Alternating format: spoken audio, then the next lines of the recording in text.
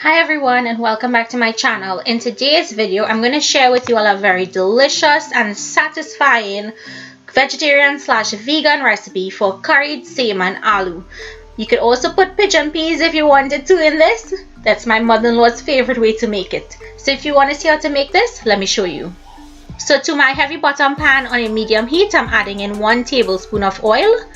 To that, I'm going to go in with a few methi seeds.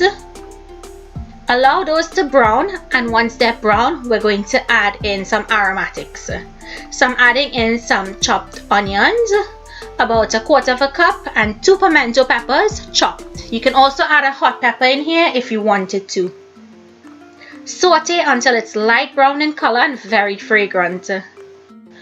Next, I'm going to go in with 1 tablespoon of minced garlic and saute until it's light brown and tender. So the other ingredients you'll need now, you'll need some 9 spice curry powder or regular Rajapuri curry powder and some roasted ground geera powder. We're going to add both ingredients to our aromatics and we're going to toast this on a low heat.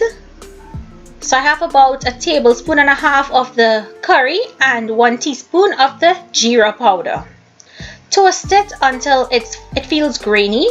Then you'll add in water to help cook that curry. So you want to add in about 1/2 cup of water, mix it in and allow that to cook until it turns into a thick paste. Once it turns into this thick paste, give it a good mix, and then it will be time to add in your seim and your potato, or as we say, aloo. Season with about 1/4 teaspoon of salt. You can always adjust your salt after. Give it a good mix to coat the curry with the seim and the aloo. And once it's mixed in properly, you're going to go ahead and cover it. And we're going to leave this on a low heat and allow it to cook until the potatoes are tender and the seim is cooked. Now while it's cooking, you can go in every 10 minutes and check on it just to make sure that it's not sticking to the bottom, because I did not add any liquid or any water to help this cook.